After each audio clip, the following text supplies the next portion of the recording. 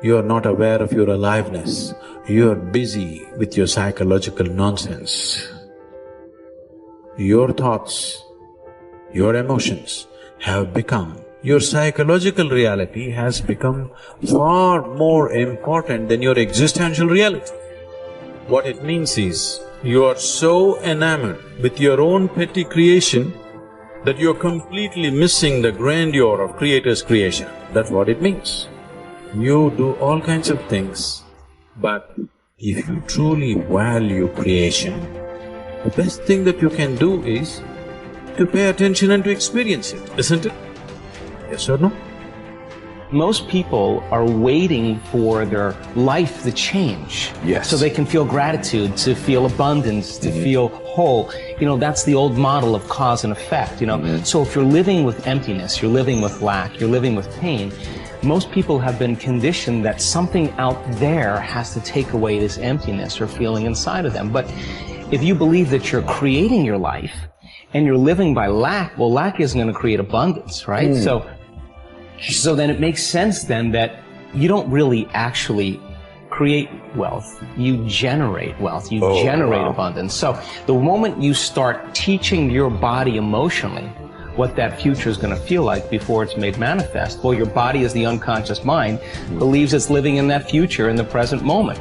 Just sit down by yourself to visualize and daydream about your dreams, about the activities involved in that, about how you would struggle through, about what it would feel like to be victorious. All of it, the whole thing, the messy part, the ugly part. What would you say to yourself when it gets hard? That's what you need to do to truly actualize a dream. We got to begin with seeing it and sensing it.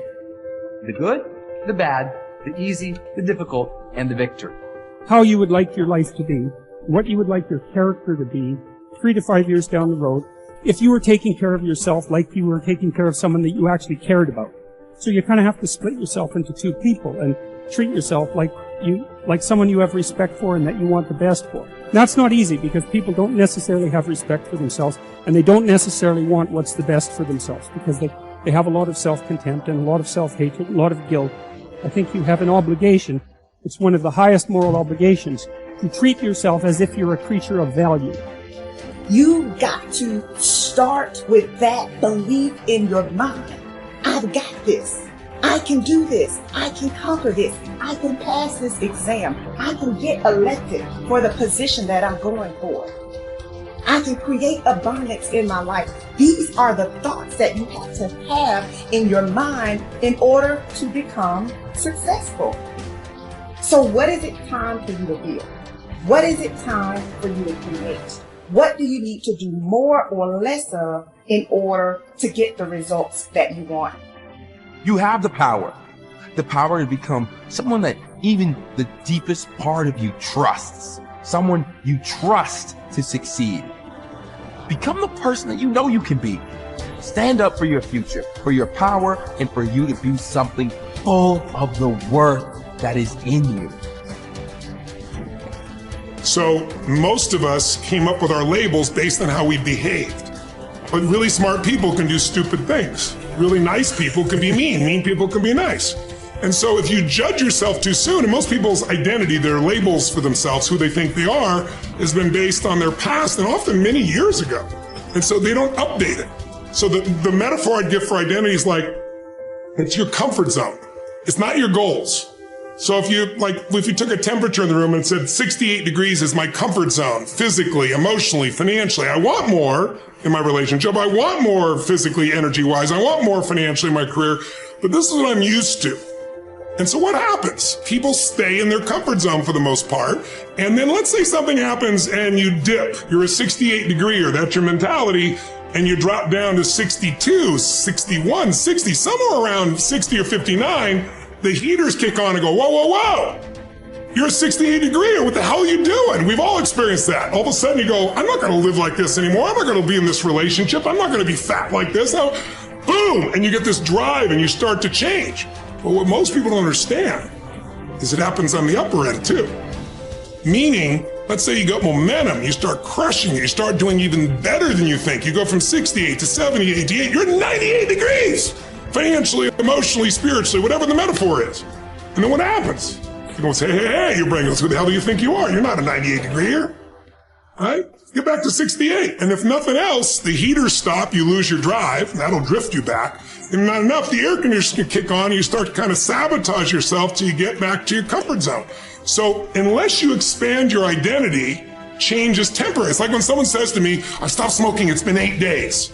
I go, why are you counting? And I say, why are you counting? So you can tell people how long you lasted this time? Like if I went to somebody and I said to you, hey, you know, Louis, you want a cigarette? You're not going to say, what brand is it? You go, no, right. I'm not a smoker. Notice how people, I'm not one of those. That's not my identity.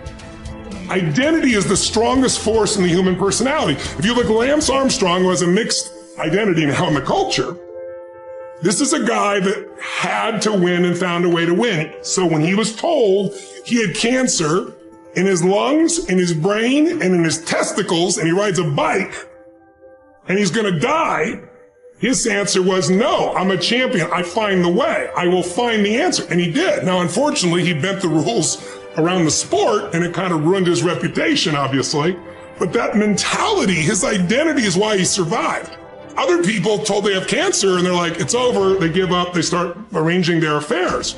And so that psychological difference is the number one thing I work with people on, because unless you expand your identity, you're going to basically keep where you are. You might improve a little or not. You might go up and down a bit, but you're going to stay within a realm. If you're going to have an explosive breakthrough to another level, physically, mentally, financially, spiritually, then we got to not only give you the tools, we got to shift that internal sense of who you really are and have you find that you are more than anything that's ever happened to you, that you can handle whatever shows up, even if it's incredibly scary or uncomfortable. Personal responsibility is true and wildly optimistic. And it is people's belief system and the value system that they cobble together over a lifetime that will lead them to reject that.